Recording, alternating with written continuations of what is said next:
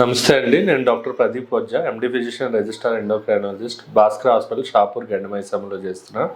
ఈరోజు మనం rectal pain అంటే మలద్వారం దగ్గర వచ్చే నొప్పి దాని గురించి డిస్కస్ చేద్దాం ఈరోజు. ఈ మలద్వారం దగ్గర వచ్చే నొప్పి అంటే చాలామంది ఏమనుకుంటారంటే పైల్స్, అంటే అందరికీ తెలిసింది ఒకటే వర్డ్ పైల్స్ అని. కానీ పైల్స్ అనేది 30% ఆ మలద్వారం వచ్చే నొప్పి కానీ రక్తం కానీ వీటికి కారణం. మిగతా 70% వేరే కారణాలు ఉంటాయండి. సో అందుకు మనం చాలామంది ఏం చేస్తుంటారంటే ఈ పైల్స్ అని చెప్పి పైల్స్ ట్రీట్మెంట్ వాడుతూ ఉంటారు. అది ఎప్పటికీ తగ్గదు. ఎందుకు అంటే అది పైల్స్ కాదు. పైల్స్ కాకుండా వేరే ఇంకొక 2 కారణాలు ఉంటాయండి. 70% ఆ కారణమే అయి ఉండొచ్చు కూడా. సో మనం దేనికి తగ్గట్టు దాని ట్రీట్మెంట్ తీసుకుంటే మనకి తగ్గుతుంది అనమాట.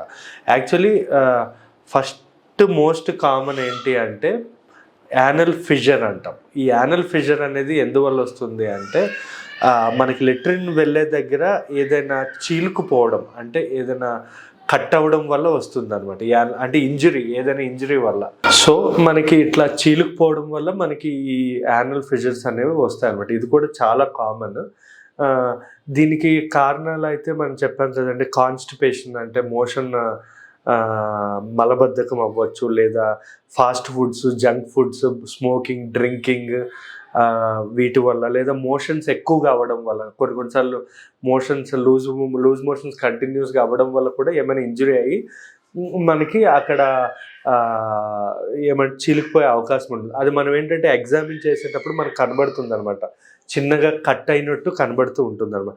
దీనికి మనం ఫిజికల్గా డయాగ్నోస్ చేయొచ్చు, లేదా అప్పటికి కొంచెం డీప్గా ఉంటే ప్రాప్టోస్కోప్తో మనకి ఇది ప్రాబ్లం ఏదైతే ఉందో అది తెలిసిపోతుంది.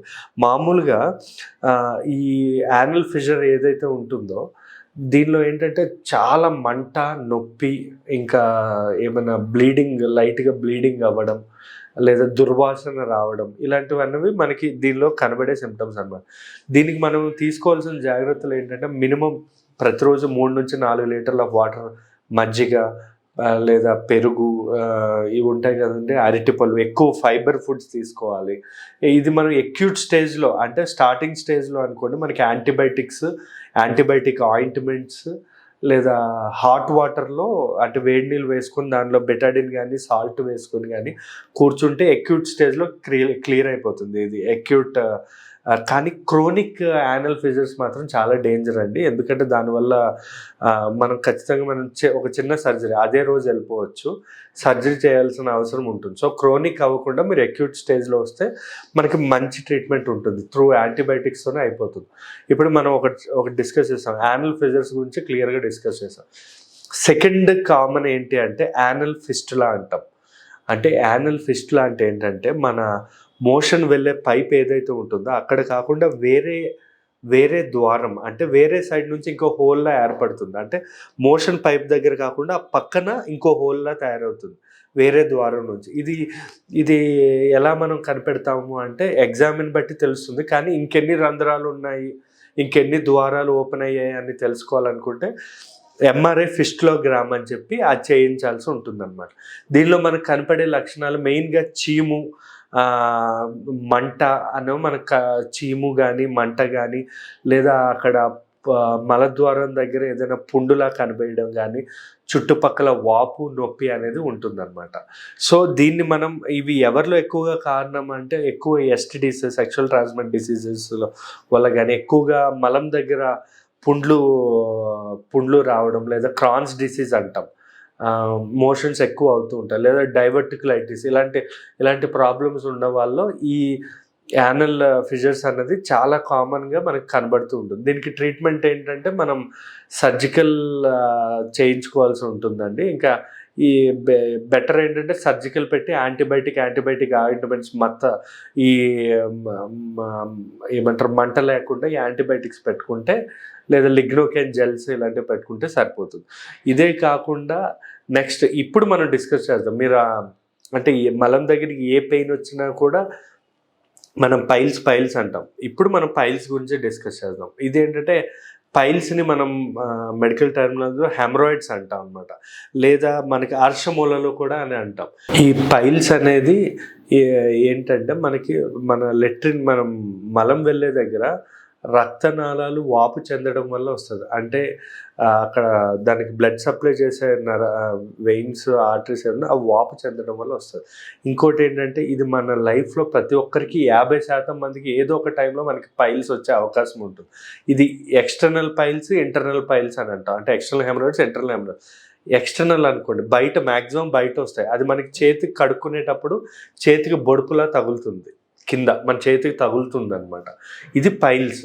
ఇంటర్నల్ పైల్స్ మన చేతికి తగులుతుంది. అండ్ ప్రాప్టోస్కోప్ వేసి చూస్తే మనకి లోపల ఆ వాపు కణాలు అనేది కనబడతాయి అన్నమాట. ఇది మనకి గ్రేడింగ్ ఉంటుందండి.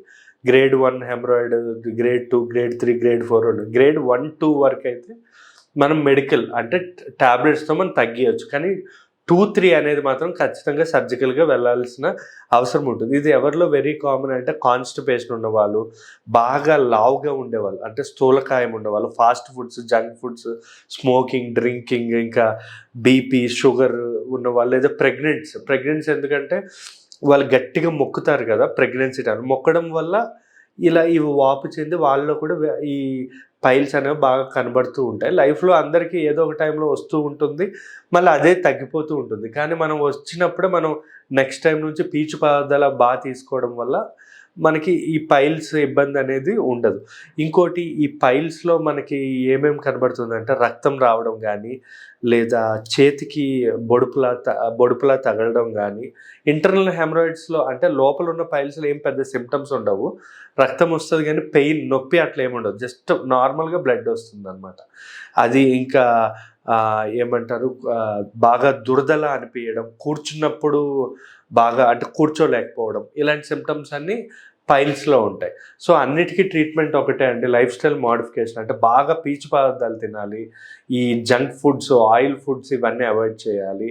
రెగ్యులర్గా మనకి ఇలాంటి సిమ్టమ్స్ ఏమైనా కనబడినప్పుడు ఒకసారి డాక్టర్తో ఎగ్జామిన్ చేసుకొని దాని ట్రీట్మెంట్ తీసుకోండి, మెడికల్ షాప్స్లో కాకుండా. లేదా మనకి చేయాలి అంటే మనకి వేడి నీటిలో టబ్లో కొంచెం ఉప్పు, కొంచెం బెటాడిన్ వేసి కూర్చుంటే దేనికైనా పైల్స్ అయినా, ఫిస్టులు అయినా, ఫిషర్స్కైనా కొంత రిలీఫ్ అయితే మనకి వస్తుంది. దీనికి ట్రీట్మెంట్ దీనికి ఏంటంటే 4th, 5th, 3rd, 4th స్టేజ్లో మాత్రం హెమరాయిడెక్టమీ, ఆ వాపు ఏదైతే ఉందో అది కట్ చేసి లేజర్తో కానీ నార్మల్గా కానీ కుట్లు వేస్తాం. సో ఏదైనా నో ప్రాబ్లం. థ్యాంక్ యూ అండి.